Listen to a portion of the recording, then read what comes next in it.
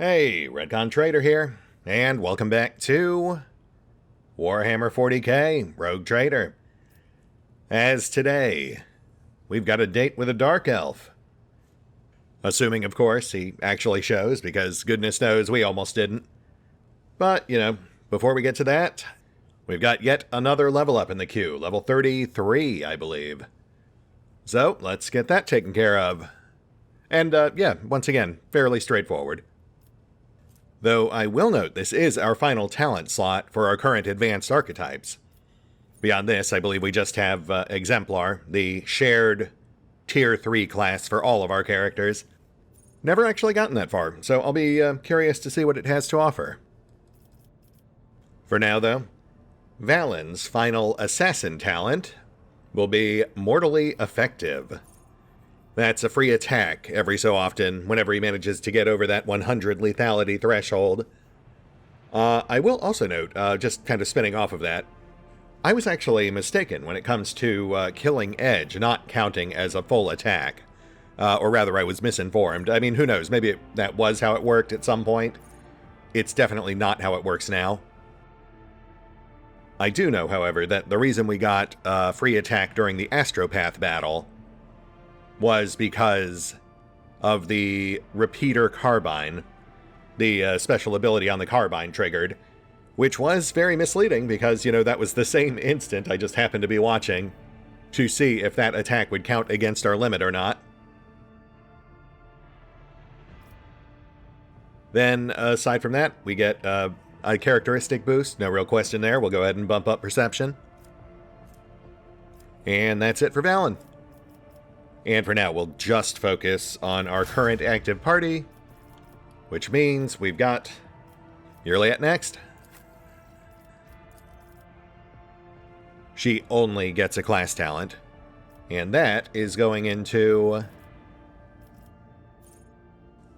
Savor the Kill. One that I think we picked up for her before, but I might have phased back out during one of the respecs. Essentially a free mini turn for if and when an ally kills one of the prey she's marked before she can. That way she still gets something out of it. It was either that or share the spoils. After that, we've got Cass. And, no real surprise here.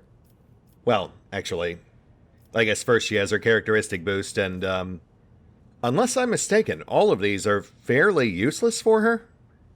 She never makes weapon attacks. She has the talent that swaps out, I think, willpower for toughness, which I guess really just leaves intelligence, which again, she also kind of doesn't use, but I suppose for lack of any other attribute worth boosting, it does at the very least make a decent role-playing choice, I guess. She is learning.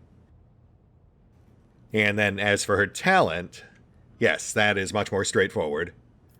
Because, of course, we're ignoring all of her class stuff and just going straight down to her ever-dwindling list of Navigator talents.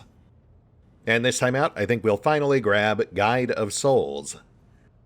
That's extra movement points for both herself and one ally per turn. Plus, of course, scaling for all of her other Navigator stuff. After that, we've got Kibbles. And much like Yurliet, I think this is another retread. I think we did actually have Acute Pain like 1 or 2 builds ago, but I want to say I dropped it in favor of things I needed to get Drukhari weapon proficiency. So we're basically just rebanking that. Not a bad one to have in our corner. Next up, Pascal. Once again, not a lot of attributes here he really gets active use out of. But, we'll go ballistic. I haven't entirely given up on the idea of eventually outfitting him with a Melta or Plasma rifle. I'm just not sure he'll ever really have enough talent slots, but we'll see. And then, speaking of talent, we are actually, shockingly, going to take a Grand Strat talent, since after his slight rebalance, he is a bit more Grand Strategist forward. And in his case, given his newfound propensity of basically carrying the front zone with him wherever he goes, I feel like it makes sense to give him Personal Zone. which will essentially translate to a semi-permanent boost of +6 to his perception and agility. That's an extra little bit of dodge, plus some extra dodge mitigation for both his melee and range attacks, as long as he's in the zone. Which finally brings us to Abby. And while he actually does have a fair few decent picks to choose from, I think ultimately I've set my sights on Formidable Distraction. I just feel like it makes the most sense given his whole hey look at me shtick with the distraction tank build. In this particular case, making all of the enemies near him slightly easier for his allies to hit. And that's it for our level up. But that is not it for our early episode bookkeeping. Because it turns out that we have indeed bumped up another couple of ranks with our rep. First up, we finally advanced our Drusian rep. Only tier 4, but that's enough to net us a power claymore and give us access to that next, well, technically final planetary project. And yeah, then we had enough left over to also cap out our Caspalican rep, which nets us this Warp Surge Brooch, useless for our current party, and the Red Crystal Staff, which is our next tier of offense-oriented devastation staves. And that one's kind of interesting because with no Psyker in the party, we have started using Cass slightly more offensively from time to time. I think she still gets more out of the Inspiring Staff, but that's definitely something I'll have to think about. Do some comparisons, see how many abilities she has that plays off either. And then, beyond that, let's finally get that last colony project going, which was on Foulstone? Yeah, there it is. Dirty Bureaucracy. Apparently we've gotten in just good enough with the Exsellsior that they don't mind us skimming off the top. I mean, I suppose it might not be as nefarious as it sounds. Given the way it's framed, you could easily argue that it's essentially taking a commission for collecting tithes that the Exsellsior otherwise doesn't have the resources or wherewithal to collect themselves. Then again, given the nature of some of the prominent Exsellsiors we've met out here, who knows? I think the only truly altruistic one we've met thus far is our own High Confessor. And he might be a secret gene stealer, so, you know, it's all relative.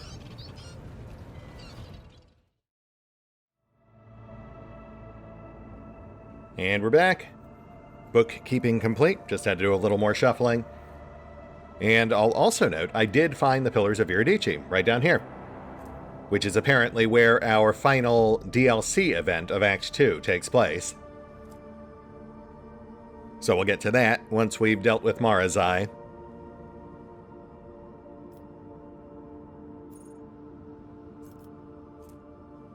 And, you know, tying off a few other loose ends en route. Unforeseen event.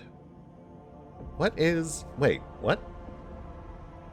Did we... Oh, no, that's... Okay, that's Amberworld, right, yeah. Not a great sign. That certainly does imply we'll have to go back there at some point. But, regardless, for now we set our sights on other things. An unidentified object has been located in the system. The artifact reacts to our transmissions by releasing unknown radiation, most likely of Xeno origin, the cogs are reporting.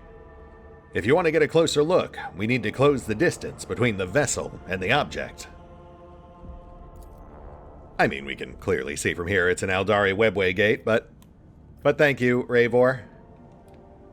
We'll check it out momentarily, after we eke out some profit.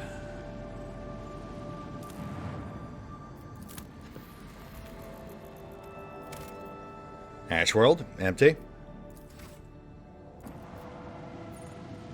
Let's grab our stash, which nets us an Aeldari Scorpion Chainsword.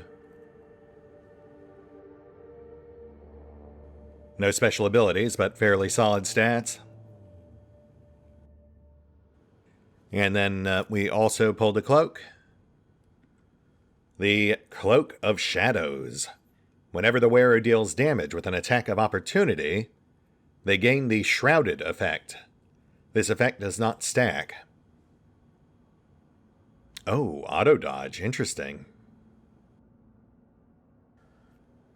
I mean, we don't really want Abby dodging, so it's no good for him. Kibbles has the Death from Above cloak, which I'd rather not pull. But that might be a decent option for Pask.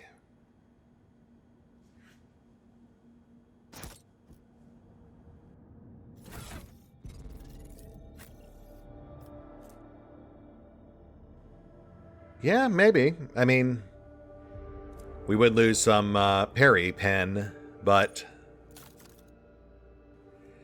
overall, the free dodge would certainly add to his survivability. We'll give it a shot. Worst case scenario, we'll just swap back. But yeah, Abby only counterattacks when he successfully parries, and we'd essentially be cutting Kibble's Death from Above damage in half. So it's either Pask or no one. Heinrichs, I suppose, but we don't really use him terribly often.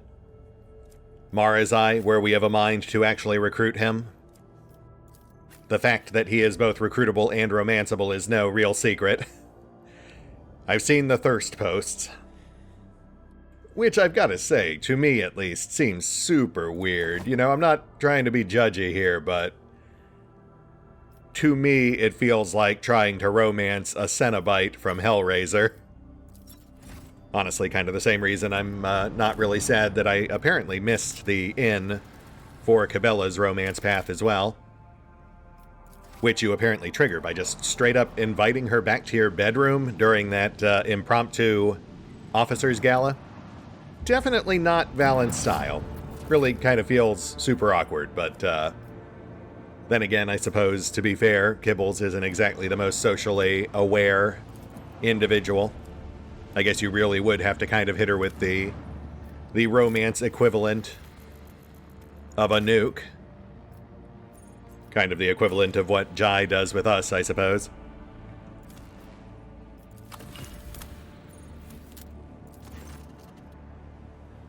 At first, it looks like the snowy and desolate planet was devoid of surprises, but the yellow and orange flickering of the lumens and the notifications from the auger system informed the officers there was a small colony that survived in spite of the harsh climatic conditions. All attempts to hail the colony have failed. Can't really blame them. Who answers cold calls these days? The explorers report the dismal conditions of the settlement and its inhabitants. Their skin is translucent and pale. Their icy blue eyes see practically no color. Their language is rough and guttural, and their stomachs cannot tolerate anything except a stew made from local roots and mosses. And yet, they are subjects of the Imperium, still loyal to the Emperor. They have mistaken your people for his emissaries. Which I think, technically, we are. The local elders woefully reminisced about times long gone. Most of them were still sheltered in their mothers' wombs when snow first settled on the verdant fields. Hail ruined the crops and frost hardened the soil. Plants and large beasts that could not sustain themselves were the first to go. They were soon followed by birds and other small animals. Most people in large cities perished, unable to warm themselves and their families. They say the governor and his entourage left the world in the first days of winter, taking all the provisions and fuel with them. No one responded to the pleas from this dying world. The stars remained deaf to the messages transmitted by the planet's box stations. These abandoned subjects of the Imperium still managed to save the machines and other valuables, but they were of little use without a supply of promethium. And yet, those who survived eventually adapted to the tribulations that the God Emperor had bestowed upon them. Not an uncommon tale of woe in the Imperium, I'd wager. Except for maybe the survival part. I mean, these guys actually made it through. Sort of. And hey, it's finally paying off because, of course, we are going to help them. When the maw of the first generator belched forth a furious roar, then black ash started falling from the sky instead of snow. The locals laughed and danced, trying to warm their limbs after decades of cold. They called down blessings upon their unseen savior, a rogue trader from the von Valancius dynasty, and thanked the God Emperor for the fortuitous encounter. And look at that! Multiple stacks of cargo in return, which, of course, more than offsets the expense. The explorer's departure was accompanied by shouts of grateful approval, not to mention their many parting gifts. Nice.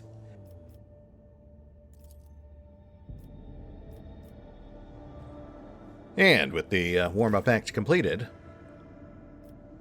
time for the main event.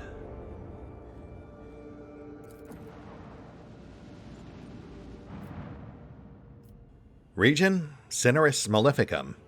Material, internal void chip communications log. Bridge, we have an unknown object dead ahead. Not an asteroid, clearly artificial in nature, but it's larger than Footfall Station. Copy that. Report relayed to officer on duty and pilots. Expect visual soon. We have visual. What the? Look out. This is the Voxmaster. I'm adding the pilots, senior officers, and the Lord Captain to this channel. His Lordship wishes to assume personal command. Lord Captain, we've requested intel on the object from the Augur Array module. Awaiting their response. No need. That's clearly a webway gate. We've encountered them before. Van Kalux here. What we see before us is indeed a webway gate, an artifact that Xenos used to get to their sorceress realm, so to speak. It allows Eldari to get around the sector quickly and serves as a hideout for their most unpleasant tribe, the Drukhari, whom we have already met. Yurliet here.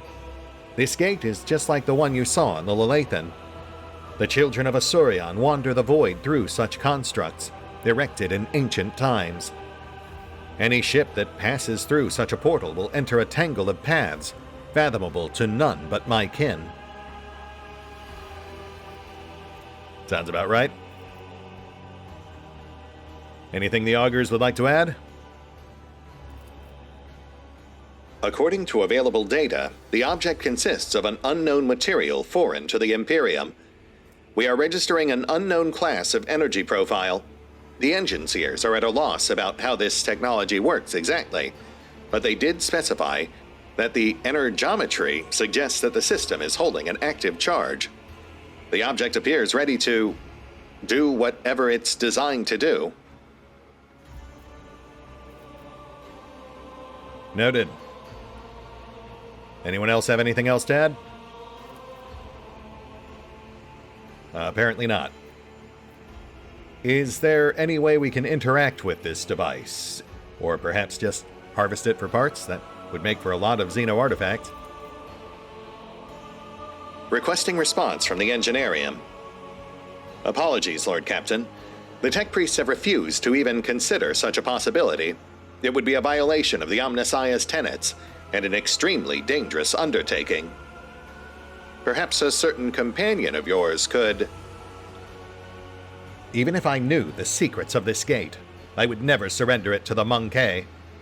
The webway is our kin's sacred refuge, and a deadly trap to those such as you, Alan Tech. Yeah, fair enough. I can't imagine shooting at it will accomplish anything either, so, all right. I think we're done here. Let's move on. Yes, Lord Captain.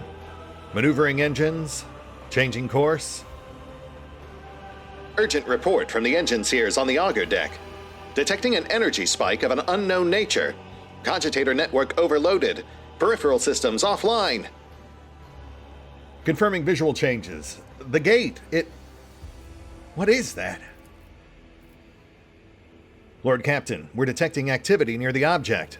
Observations indicate that the signatures are very similar to ships, Lord Captain. Xenos ships. Looks like Marzite decided to show after all. Let's give him a proper welcome. Order received. Executing now. Target hit. One of those Xenos ships has fallen. Glory to the rogue trader. Wait, what's that?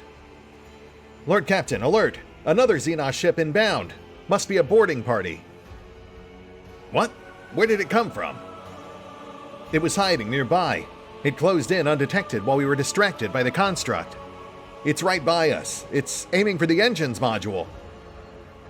Lord Captain, emergency. Confirming contact with the enemy ship in the engine area. Confirm. And here we go. So are we just skipping straight to the engine room, or?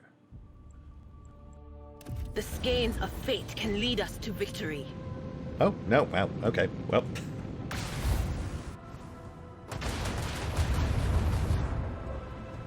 Okay, well, first of all, rude, but, hey, Sword 5, go get him.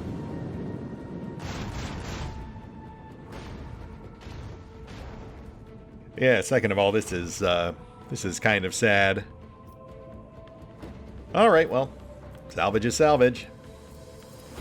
Nothing personal, I just hate you.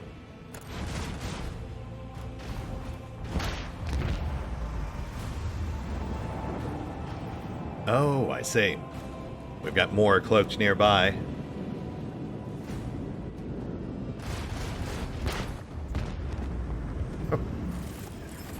For all the good that seems to be doing them. Yeah, spawning in or decloaking seems to be a full round action, so they're just getting instantly killed on arrival. Hi. Hey, what's up? It is a bit of a shame, because I want to say I remember this being one of the slightly tougher space battles back during Alpha, but then again, I suppose I didn't open fire immediately back then, if that was even an option at the time.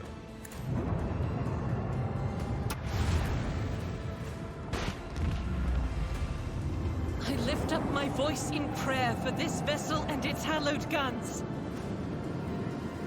I suppose immediately blowing up their lead ship would somewhat disrupt their assault. Though I suppose ultimately they still accomplished their primary goal, which was to launch a boarding party at us. We'll deal with them momentarily.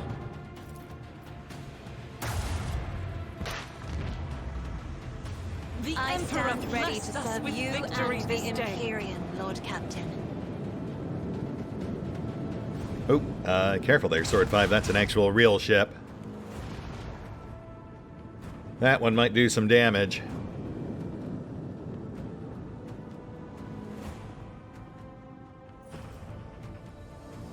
Or we might blow it up immediately. That is also a thing that could happen.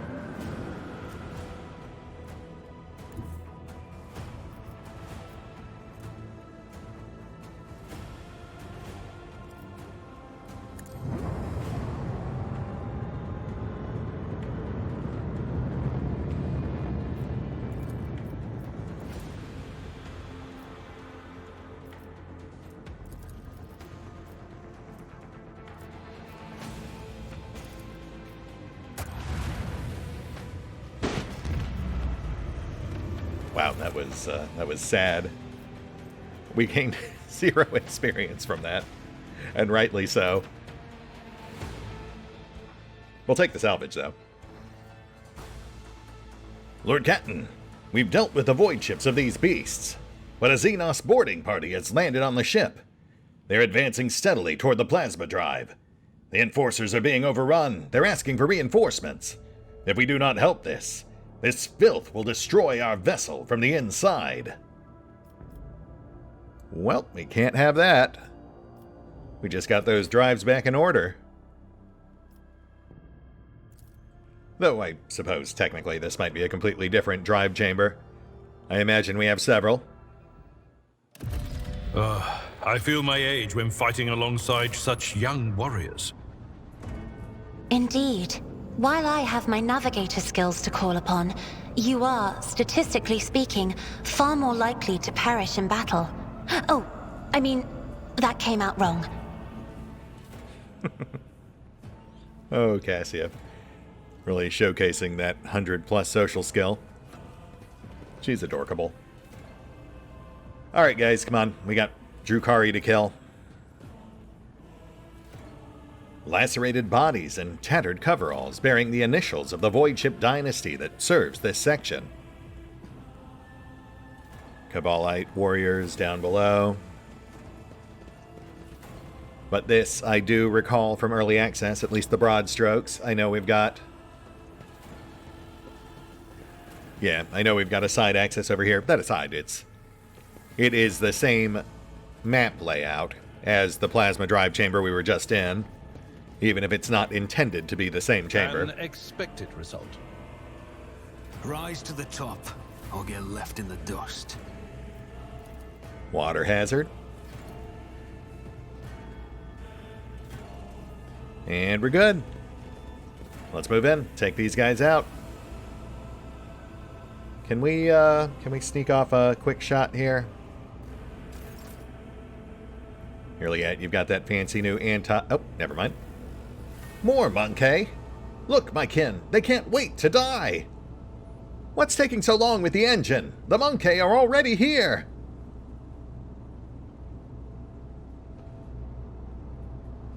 Do not rush me, or we will perish alongside them.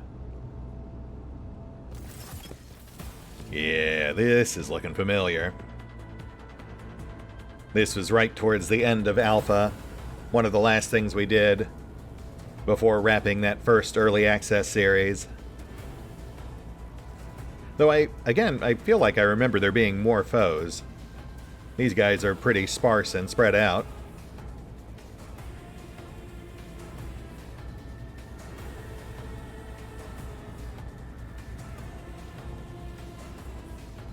Okay, yeah, we can work with this.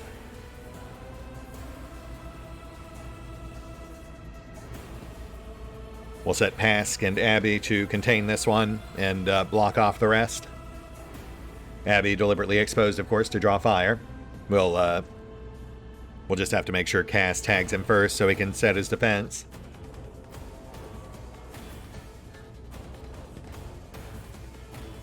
Then Val... here, why not? With Kibbs right in front. Those guys will clear the drive. And Yurliette.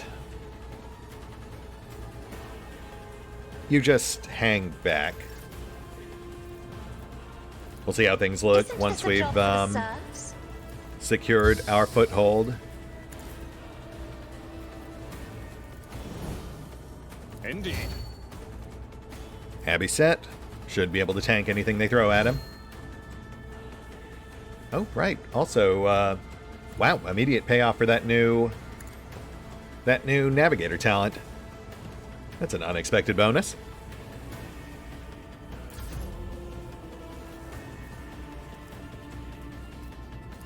And let's drive these two off. You call this a strike? Lovely. Okay, set zones. Hold.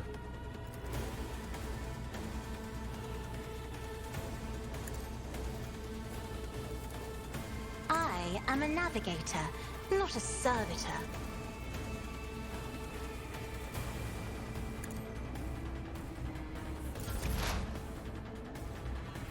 Get past tech going.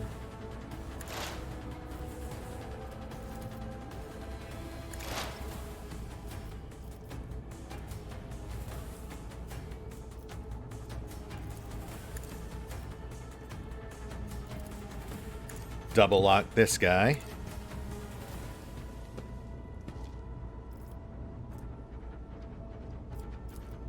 Go for bleed. I'll show you the real pain. Hold. Look upon me, killerMinnow Kane.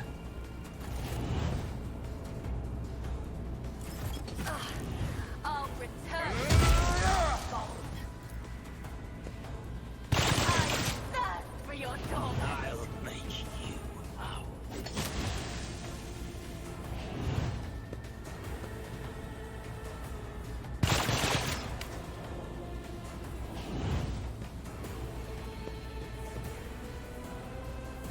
Oh, my ears are ringing.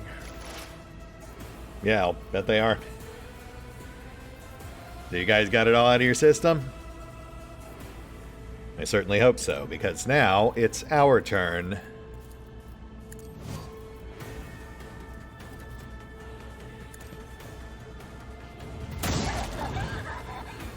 First one out. And look at these bozos all lined up for us.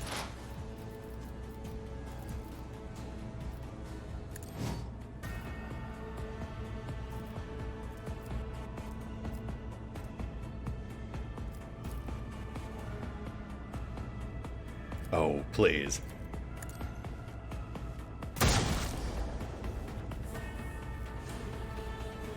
Ah, just got the first one, but still, solid hit. Yeah, she's rocking that anti-Drukhari rifle right now, so we should see some pretty decent hits. One moving up on flank, but Abby still doing his job.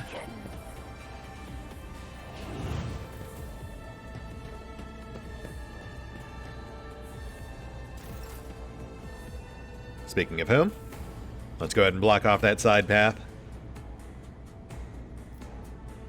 Though it wouldn't hurt to grab these guys' attention en route.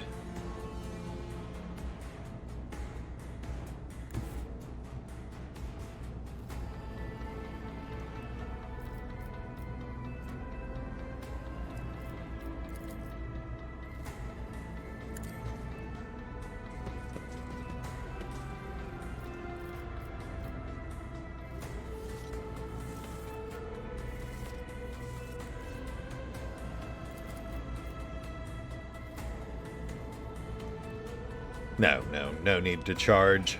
We can just block. Use the points for other stuff.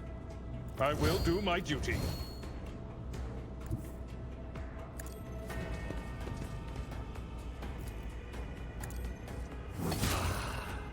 You've unleashed my fury. That's nice.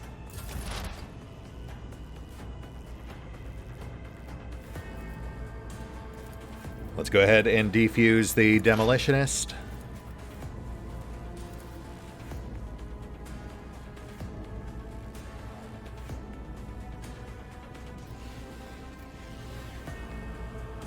You know what? We'll just double down.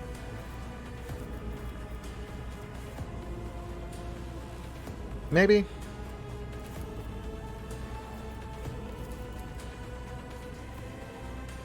I'll see to it. Yeah, see, because he automatically slows or stuns on every shot, it always feels like kind of a waste if I put both shots into the same target.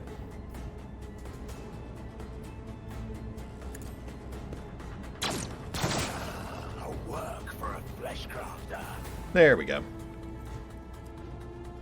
And Kibbles, do your thing.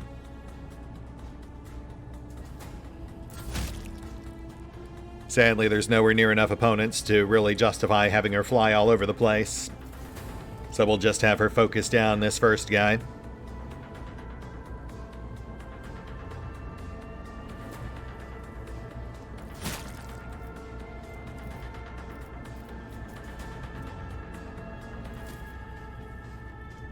Flippity floop. Your last stroke of luck. Says you. Cabela's a master stroker. Oh, also, apparently, Apparently, Blade Dance does not count as your primary attack for the round.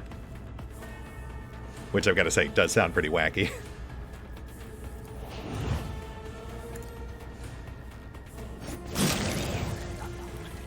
But hey, up until they change that, I am more than happy to take advantage of it. Welcome back, Kibbles.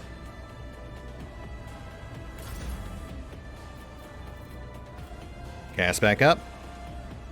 Let's keep thinning them out. We'll go ahead and drop the demo this round.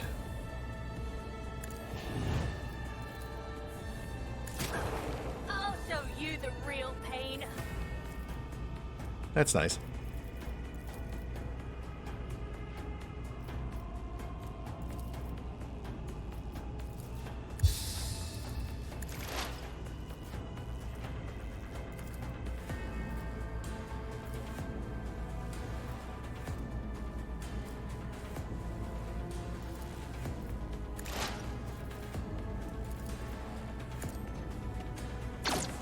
Another enemy down. I can hear her whisper. What a sap.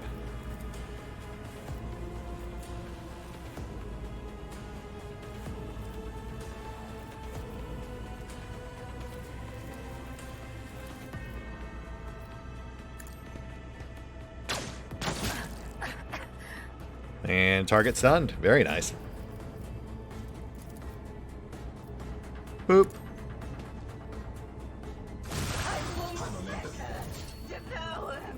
Oh, right. Saber the kill. Nice. So we can't use this action for attacks, but we can use it to toss out traps or for in your sight. Good to know.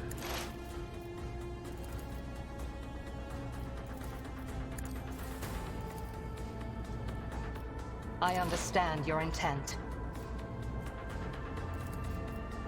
Let's get Kibbles in there.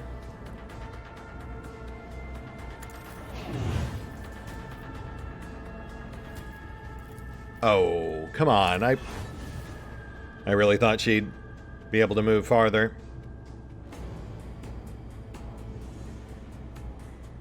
All right, that's fair.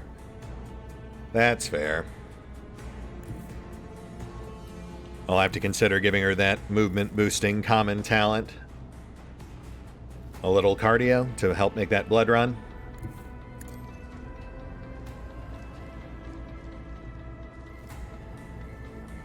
Bit of a waste of an extra turn, but at least we topped her off and moved her up. Not like we're really struggling here.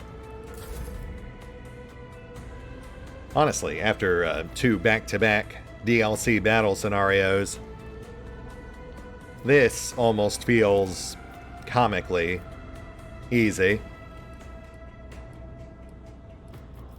And for those who have only joined the series more recently, we are basically running on maximum settings. The only thing I've turned down a little was the enemy health bloating, because all that really did was drag out the combat. I think we're, I want to say we're currently at plus 20% health instead of the full plus 50. And honestly, even if these guys did have the full plus 50, I'm not sure it would really be helping them all that much. They are getting stomped. You will pay for this in blood.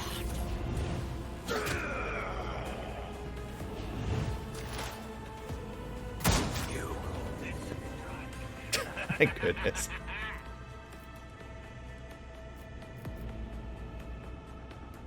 Oh, those poor Drukhari. Very much the definition of glass cannons. I'm sure I've said it before, but that's actually why I stopped playing Drukhari so early on. They were my first faction. They were out of the box with, I want to say, Warhammer 3rd Edition. I seal death with my hands.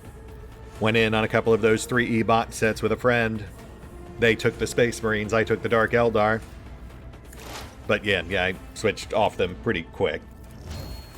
They were fun in theory. You know, I had a whole wing of jet bikes and a flight of Reavers. I am not your Xenos Some pest. kit-bashed Hellions, the ones with the bladed hoverboards. That was before they had official models for them. Looked cool, but man, those things just came right apart if you looked at them sideways. This will be a passing caress. I kind of codex crawled after. Victory is imminent. Bought a couple of those old Battle Force packs to try out different factions. Orcs, Tyranids, Salamander Space Marines. Poked at Necrons, but they really didn't have much of a Battle Force back then. And then I checked out just as the Tau were being released. I did dabble a little, bought a few box sets for them, but they didn't really feel like they fit the setting.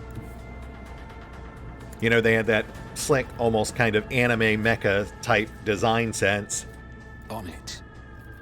In a universe that up until that point had mostly just been, you know, brutalist, gothic steampunk with the occasional Eldari or Tyranid biopunk on the side. Still got some use out of all that stuff, though. I mean, as aforementioned, I got really into the side games. The specialist titles from Black Library. Gorka Morka was actually a hoot. I had a lot more fun playing that than I did real Warhammer 40k. But, you know, then again, to be 100,000,000% fair, It's as good as... I've always been more into the squad level stuff, you know. Having every troop named, tracking their advancement, their injuries, their equipment loadouts. Getting that attachment to them and being bummed out when they inevitably get blown apart. That's why I have much fonder memories of Mordheim, Necromunda, Gorka Morka. Even Inquisitor, though my experience there was fairly limited.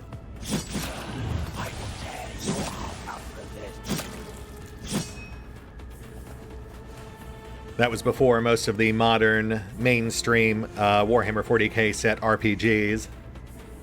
I think at the time the only one in circulation was the original run of Inquisition, the one with the gargantuan 54mm scale minis that couldn't be used with any of their other games. Not, of course, that my particular group used them. We just used standard 32mm heroic and scaled everything down. That was always kind of the classic Games Workshop move, though, and kind of what pushed most of us away eventually. They were always a bit on the shameless side when it came to pricing people out of their own hobby. Though the constant edition cycling certainly didn't help. They're up to what, like 13th now? Pretty wild considering the game's only been around for like 30 years. But hey, still an interesting setting to dabble in. Otherwise, I wouldn't be 100 episodes deep in Rogue Trader. I'm not accustomed to being Oh ordered man, around. but what I wouldn't give for a proper adaptation of I'll see to it personally. Mordheim or Necromunda or Gorka Morka, though I can't imagine that one would sell all that well. The original tabletop was very RNG dependent, as you might expect from anything involving orcs. And you know, I'm not saying it needs to be like a one-to-one adaptation. I'm just saying that the ones we got were not great. In fact, I would even dare say the Necromunda video game we got was downright awful. Pretty, but, you know, there's more to a game than its visual aesthetic. Man, I was so hopped up to play that game, too. That would have been perfect for the Raiders. Ah, well, such is life.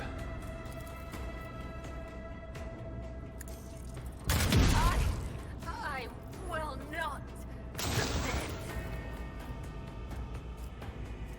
Let's wrap this up.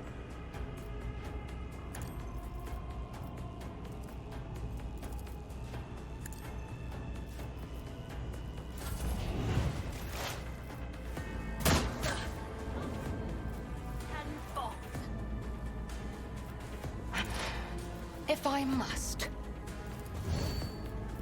I am not your Xenos pet monkey.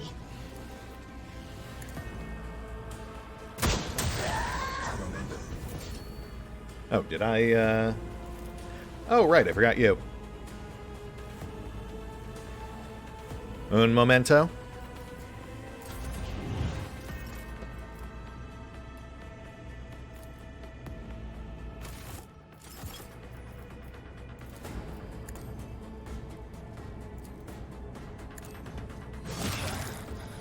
There we go.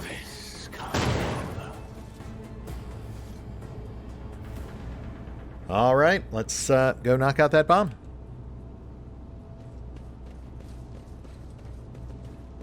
Oop, or... Right, yes, okay. I do recall this. A man in an officer's uniform is kneeling and scrabbling around in the mists of blood and dirt on the floor. As soon as you draw nearer, you hear his feverish mutterings. No, no, no, where is he? Where is my son? The lower half of the officer's face is grimy, with some strange substance too pale and lumpy to be blood. The officer pays you no attention. His eyes are fixed on the floor. Wait, he's an operational officer from Deck 67-3, not from one of the local clans, which is why I remember him. He helped me bring up the new recruits from the planet. What is he doing here? You take another step toward the man and peer into his face.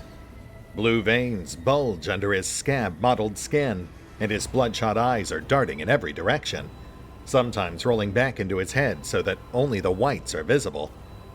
The strange stuff covering the officer's face is lumpy pink slime, mixed with blood that is streaming from his disfigured nose.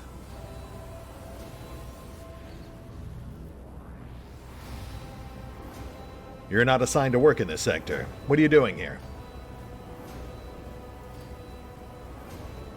Something shifts in the officer's expression, and the feverish gleam in his eyes goes out. Tacitus, my boy.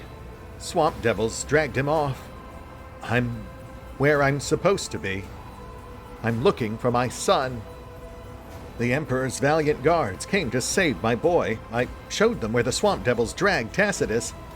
I led them right here like they asked. They'll make short work of the nest of those beasts, and I'll keep looking for my boy in the meantime. Master, will you help? The man's face contorts in a monstrous grimace.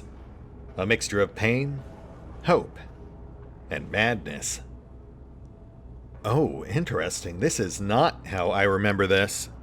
I do remember there being a survivor who was their inside man, but I remember him being hooked on like some sort of weird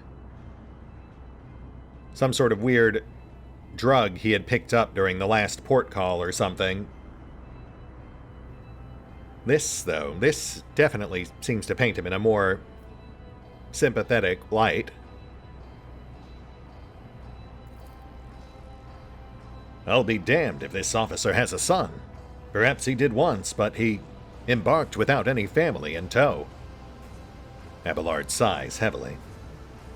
He's cracked, the poor wretch.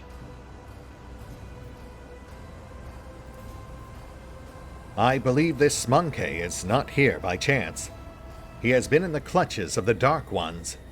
His current state may be the bitter fruit of time spent alongside those masters of torment and madness. Yeah, that would seem to be the case. I'm sorry, friend, your son's not here.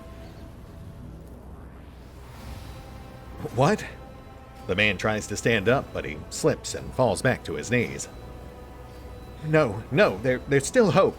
Tacitus can't have fallen into the devil's hands just like that. The guards will save him. They have to. The officer's gaze suddenly clears, and he seems to be aware of where he is. His bloodied face slowly stills in horror. Emperor, preserve us. The man sneezes, and the lower half of his face is coated anew in the slime streaming from his nose. The officer casts you a pleading look. What is this nightmarish scene? I was leading the Emperor's guards to the Swamp Devil's nest across the marshlands of my homeworld. But instead of that, I was showing the way to them? He points at the corpse of the Xenos with a trembling hand. Hallucinations. A heretical mirage. The guards, they weren't very chatty. One of them called me something strange. Monkey, I think? And I heard them talking among themselves. Something about seizing the ship. Don't let them through. Through to where? I don't know. Oh, it's coming over me again. Stay with me. These visions. Do you remember when they started? I don't remember. It's so strange. It's like I'm here and I'm there at the same time, but I remember many, many watches ago a visit from a guardsman after the Swamp Devils attacked, it seemed. He treated my injuries, did something to my face, and said that his comrades would come and do what they had to do. And when the rest of them came, they told me to show them the way to the nest. But we're on the ship. Where did I take them? Abelard clutches his head. Motive 4, strike me down. I think I've got it. The Xenos that the crew smoked out during the recent warp jump. This poor madman must have taken him for a guardsman. Remember, Lord Captain? The enraged Drukhari who had bent several crew members to his will? Oh, wow, so they're tying it into the Drukhari assassin event. That's a fun twist. Yeah, I definitely don't recall that from Alpha either. But it would make sense. That is much better event linking. They clearly did something to you. I think you're right, your lordship. Reason has fled me. I can't hold out, even now. I can see the marsh where Tacitus vanished just behind you. The man's face twists in a mask of pain and grief, and a powerful spasm racks his body.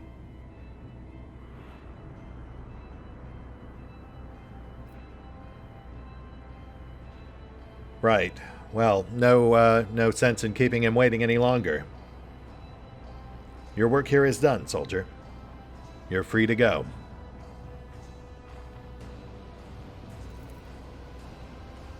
What? Tacitus? The man laughs weakly, his eyes now fully clouded with madness. Tacitus, my boy, I'm coming! The officer's body slides to the floor and convulses for a time before going still. Despite his agonizing death, the dead man's face shows no signs of suffering. He had found peace before the end. You bend over the body. Despite the numerous bloodstains on his skin and clothes, the officer had not been seriously wounded. The only noticeable injury is on his face. His nose is disfigured, and a red, slimy substance is streaming from it, staining his mouth and chin.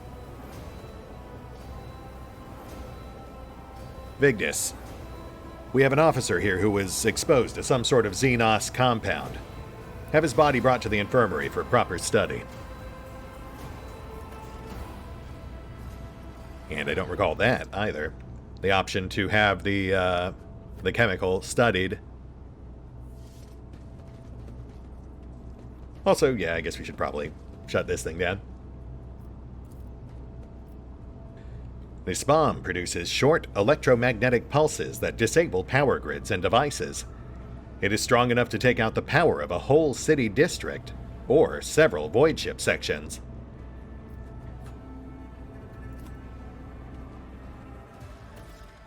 But now it has been safely defused.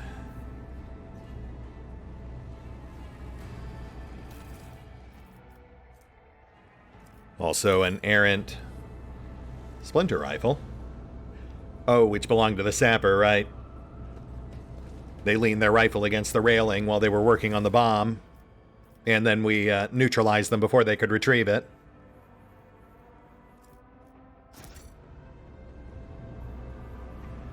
Okay, well, let's collect our prizes.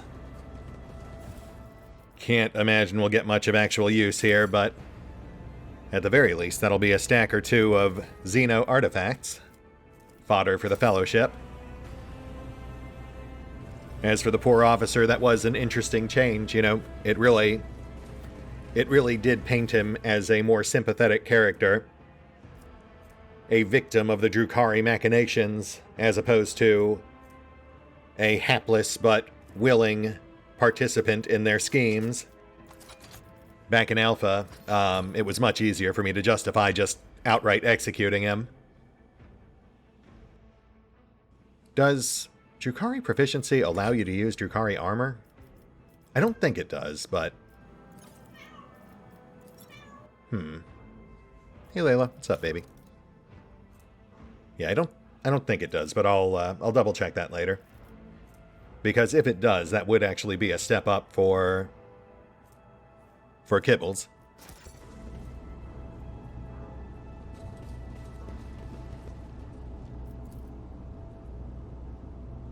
Even from behind the meters-thick wall of the reactor, you can hear the breath of the mighty plasma beast that sets the void chip in motion. Neat.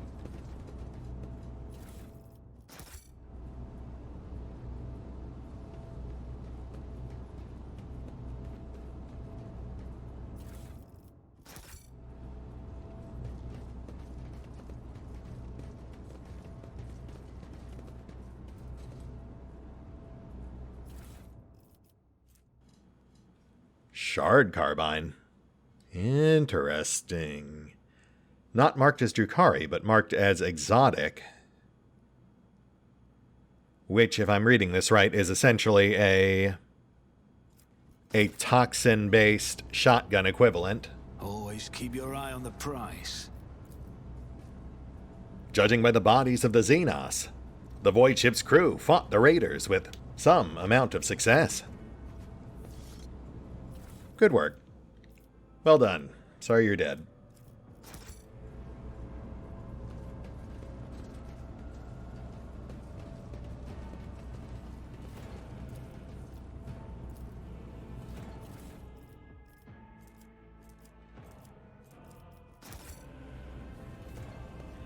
And I think we're clear.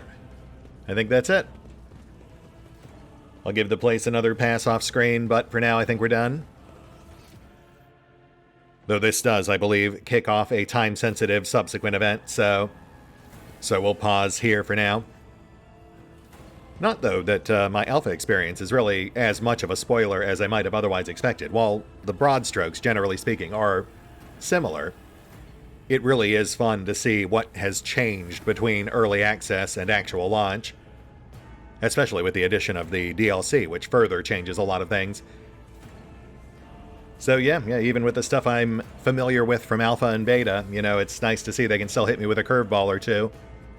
Not that it'll matter much longer, since we are coming up on the end of Act 2, and I have never played past that, so I'm sure we're in for all sorts of nasty surprises soon enough. That said, we'll hit the pause button for now. I will take care of those things I said, and we will pick up here next time. See you then.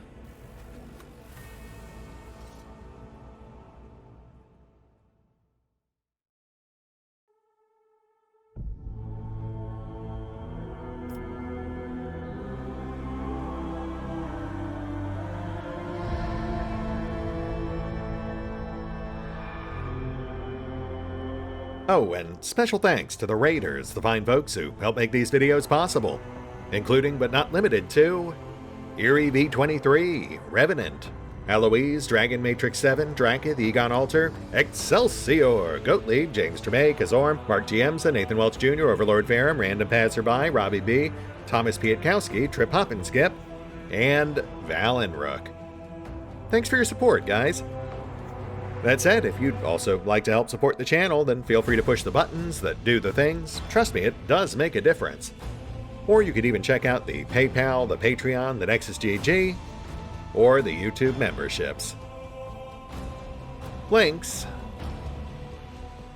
are in the description. Oh, I mean, that came out wrong.